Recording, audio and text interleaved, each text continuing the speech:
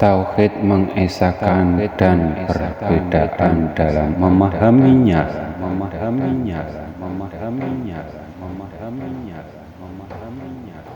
Assalamualaikum warahmatullahi wabarakatuh. Bismillah, alhamdulillah, wa syukuri nikmatillah. La haula wala quwata illa billahil aliyul azim. Tauhid mengesahkan dan perbedaannya.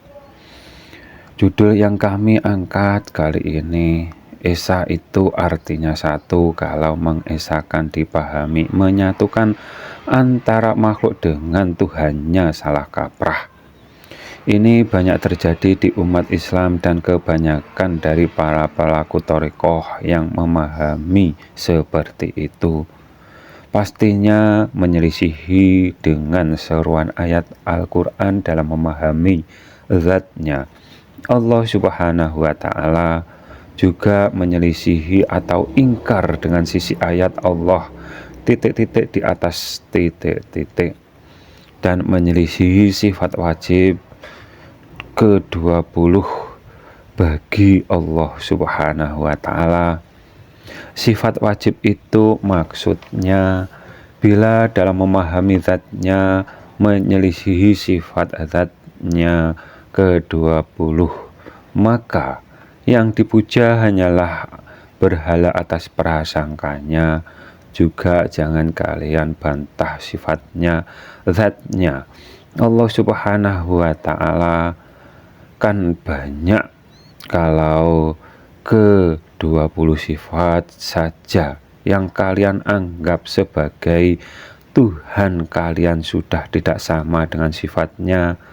Jangan membantah lagi yang kalian puja itu sama dengan makhluk, dan pasti bukan Allah Subhanahu wa Ta'ala atau bukan yang maha menciptakan semua alam ini.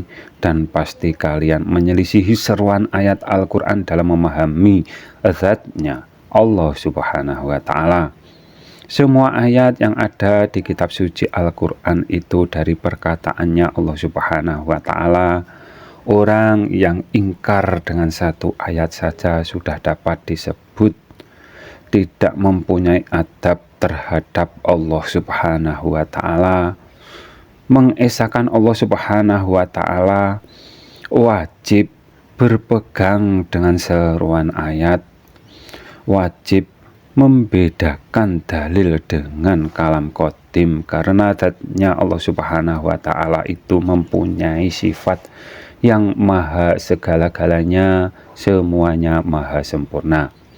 Sedangkan semua makhluk tidak ada yang mempunyai sifat yang maha, apalagi maha sempurna.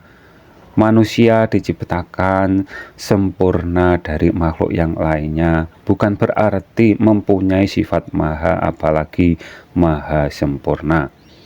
Itu jauh berbeda antara 180 derajat dalam pengertian sifatnya dari kebalikannya antara makhluk dengan Sang Kholik atau Tuhan yang menciptakan semua alam ini.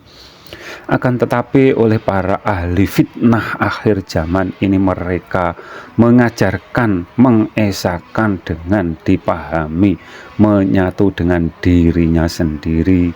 Yang demikian ini yang bertauhid bermata sebelah, yang hanya iman satu sisi ayat Allah titik-titik dekat titik-titik saja, ingkar dengan sisi ayat Allah titik-titik di atas titik-titik, dan yang sebaliknya mengajarkan mengesahkan dengan dipahami dengan menyatu dengan Nabi Adam, karena Adam sebagai manusia yang pertama kali diciptakan.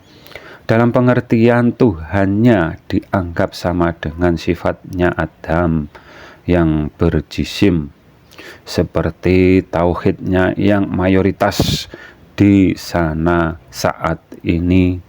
Kedua, pemahaman yang kami uraikan ini keduanya menjadi ahli bid'ah akhir zaman dalam kurung bukan ajarannya para nabi, karena semua para nabi satu tauhid, satu Tuhan, satu tujuan, satu agama, beragama Islam.